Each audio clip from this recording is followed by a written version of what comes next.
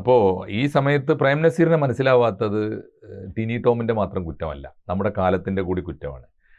സത്യത്തിൽ പ്രേം നസീർ ഒരു കാലത്തും എനിക്ക് തോന്നുന്നില്ല പ്രേം നസീർ സിനിമ ഇല്ലാത്തതിൻ്റെ പേരിൽ പരിതപിച്ചിരുന്നു എന്നോ സങ്കടപ്പെട്ടിരുന്നു എന്നോ കാണാൻ അത് അങ്ങനെ കാണാനുള്ള യാതൊരു തെളിവും നമ്മുടെ മുമ്പിലില്ല.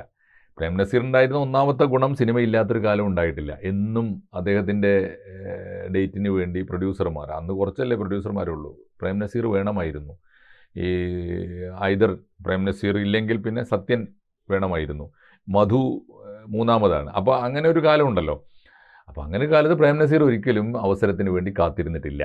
ഒന്ന്, പ്രേം നസീറിന് ഇനി മതി സിനിമ എന്ന് തോന്നിയപ്പോഴാണ്. ഇപ്പോഴും അദ്ദേഹത്തിൻ്റെ റെക്കോർഡ് ഭേദിച്ചിട്ടില്ല. അതെ, അദ്ദേഹമാണല്ലോ ഗിന്നസ് റെക്കോർഡ് സ്ഥാപിച്ച മലയാളി നടൻ. അത് മാറിയിട്ടില്ല അദ്ദേഹത്തിന് ഒരിക്കലും. രണ്ടാമത്തെ കാര്യം, അദ്ദേഹത്തിന് ഇത് മതിയായി, ഇനിയിപ്പോൾ ഈ ആവർത്തന സിനിമകൾ വേണ്ട എന്ന് തോന്നി തുടങ്ങിയ സമയത്ത് അദ്ദേഹം പൊതുജീവിതത്തിലേക്ക് കയറി. പൊതുജീവിതം എന്ന് പറഞ്ഞാൽ അദ്ദേഹത്തിൻ്റെ ഉള്ളിൽ ഒരു ദേശീയ ബോധം ഉണ്ടായിരുന്നു.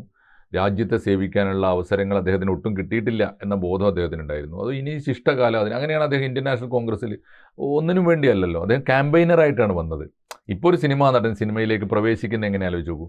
ആദ്യം ഒരു സീറ്റ് ഉറപ്പിക്കും, അതെ, ആരായാലും. അപ്പോൾ ആദ്യം സീറ്റ് ഉറപ്പിച്ചിട്ട് മത്സരത്തിലൂടെയാണ്. ഇപ്പോൾ ഭരത് മുരളി വന്നത് അങ്ങനെയാണ്, മുകേഷ് വന്നത് അങ്ങനെയാണ്, ഇന്നസെൻ്റ് വന്നത് അങ്ങനെയാണ്.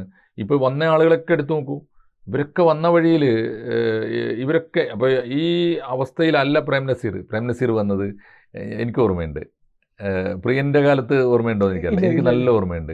കേരളം മുഴുവൻ ഒരു ഇലക്ഷനിൽ തുറന്ന വാഹനത്തിൽ വെയിലും കൊണ്ട് പ്രേം നസീർ കോൺഗ്രസിന് വേണ്ടി പ്രചാരണത്തിന് വരികയാണ് എല്ലാ മണ്ഡലങ്ങളിലും. അപ്പോൾ അതാണ് പ്രേം നസീർ.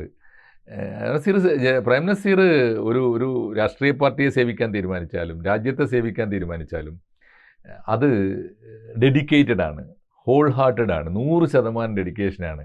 അങ്ങനെ കോൺഗ്രസ് പാർട്ടിക്ക് വേണ്ടി പ്രചാരണം നടത്തി ഒരുപാട് പേരെ ജയിപ്പിച്ചു. അദ്ദേഹത്തിൻ്റെ റോളും വലിയ ഒരു കാര്യം ഉറപ്പാണ്, അത് വോട്ടായി മാറിയോ എന്ന് എനിക്കറിയില്ല.